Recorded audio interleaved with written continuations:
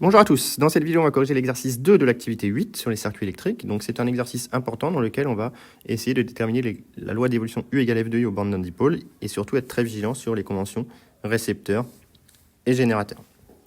Donc ici on va utiliser le fait que la tension est additive et donc pour former la tension U, on va introduire la tension U1 et donc on a U qui est égal à U1 moins E, puisque U1 est dans le sens de U et E est dans le sens opposé à U.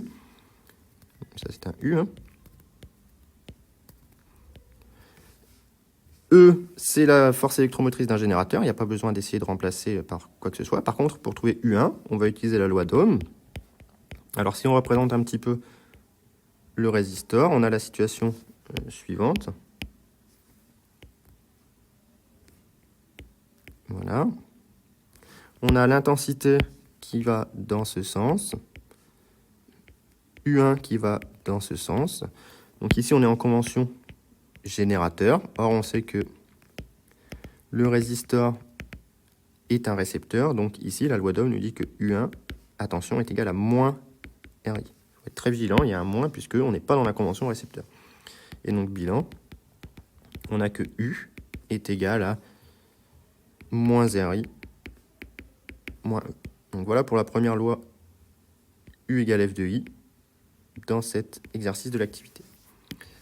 Alors, on va voir si vous avez compris. On va faire la même chose pour le deuxième. Donc voilà le deuxième. Donc même chose, je vais trouver U en additionnant différentes tensions. Voilà. Donc la tension est additive, donc ici on a que U est égal à U1 qui est dans le même sens moins E. Or cette fois-ci, je détaille un petit peu moins, on a bien une convention récepteur pour R.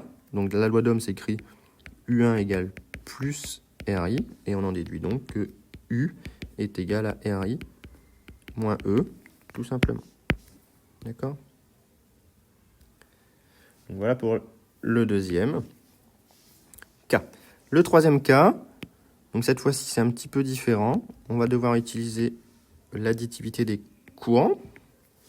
Donc on a l'intensité I qui entre ici, on a I0 et on va rajouter un I1. Par exemple, on va appeler N ce nœud, donc loi des nœuds en N. On a que la somme des courants entrants, que sont I et I0, est égale au courant sortant qui est I1. I0 est une constante, c'est un générateur de courant, il n'y a pas besoin d'essayer de remplacer I0 par quoi que ce soit. Il faut jouer avec I1, donc on va pouvoir appliquer la loi d'Ohm au résistor R. On a bien une convention récepteur, donc on a U est égal à R1, donc I1 est égal à U sur R, et donc on en déduit que c'est I1, pardon, qui est égal à U sur R, et donc on en déduit que I plus I0 est égal à U sur R, et donc si on veut la loi U égale F de I, on peut en déduire que U est égal à R facteur de I plus I0 pour ce cas numéro 3. Pardon. Et enfin, le dernier cas, qui est celui-ci, le petit d. On va faire la même chose, on a I qui entre ici, au niveau de ce nœud N. Là, on a I0 d'après l'énoncé. On va introduire un courant en convention récepteur pour le résistor, I1. Donc la loi des nœuds en N va donner que I est égal à... I plus I1, que sont les deux courants entrants, est égal à I0. I0, j'y touche pas, puisque c'est un générateur idéal de courant. Or, la loi d'Ohm s'écrit que U est égal à RI1 ici.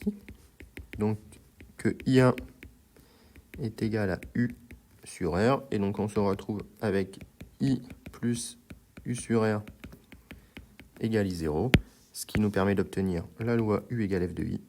U égale R facteur de I0 moins I. Voilà pour ce cas petit d. Et donc voilà pour cet exercice. J'espère que c'était clair. Normalement, c'est pas trop difficile, mais il faut bien jongler avec les conventions récepteurs et générateurs pour les résistors et ne pas se tromper sur les signes.